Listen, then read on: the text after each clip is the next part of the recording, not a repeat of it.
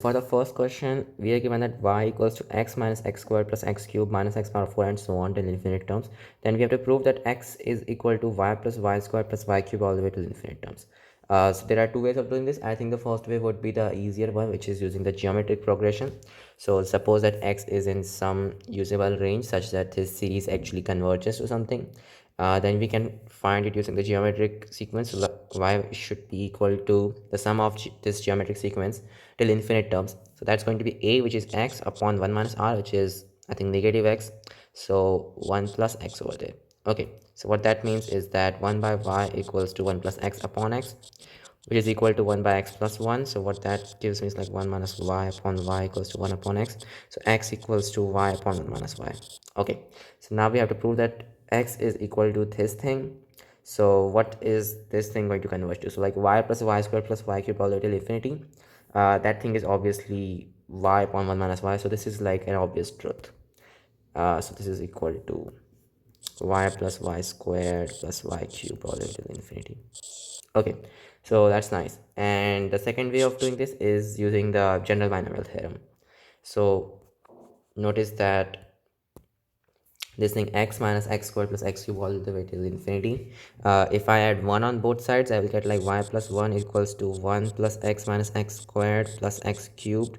Maybe I should have added a negative 1 over there. Okay, so like minus y plus 1, that's going to be 1 minus x plus x squared and so on. So 1 minus x plus x squared minus x cubed and so on. Okay, so this thing is actually nothing but 1 minus x raised to the um, I think it's going to be, wait, 1 plus x raised to the negative 1 power. That should work. Yeah, that's gonna work.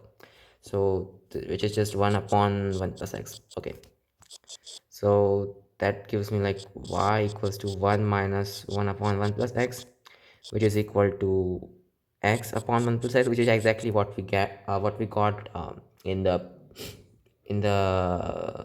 answer with the geometric progression stuff as well. So yeah, that's cool. So let's go to the second question. Find the coefficient of x power n in the expansion of 1 upon 3 minus 4x plus x squared.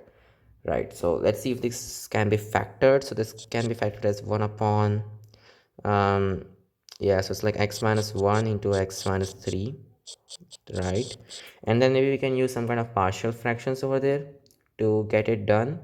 So this can be written as, so using partial fractions, maybe we can write it as 1 upon x minus 1 minus 1 upon x minus 3, but basically half of that. So this thing upon 2. Okay, so yeah, now we can write it as 1 upon 2 and then x minus 1 raised to the negative 1 power and x minus 3 raised to the negative 1 power. And now we can apply the general binomial theorem. So it's going to be like half, and then it's going to be uh, so you do need a 3 over there. It's like x to the negative 1 and then 1 minus 1. Wait, should we really do that? I don't think so. So if we can write it as 1 minus x, that would be much better. So it's like negative of 1 minus x raised to the negative 1 power. And what about this guy?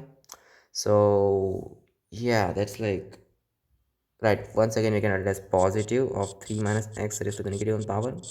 That's going to be like half, and then you got this thing. So 3 minus x, I can write it as 3 to the negative 1 and then 1 minus x by 3 raised to the negative 1, and this is the positive version, and then negative of 1 minus x raised to the negative 1 power.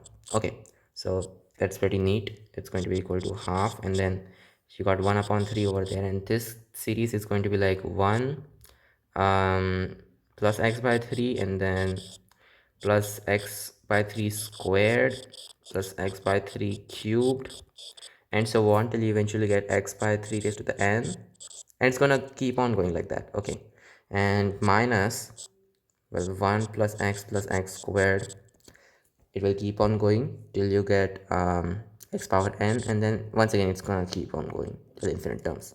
So it's going to be equal to half. Okay, so we want the coefficient of x power n, right? So it's gonna be like half, and then you're gonna have 1/3 and x by third raised to the nth power and minus 1 over there, minus x power n over there. Okay, so that's going to be, well, I think 1/3 raised to the nth power. So it's going to be 1 upon 2. What am I doing? So it's going to be 1 upon 2 and then 1 by 3 raised to the n plus 1 power minus 1. and this thing times x power n power. So yeah, that's going to be the coefficient. That's it. So I will see you in the next video.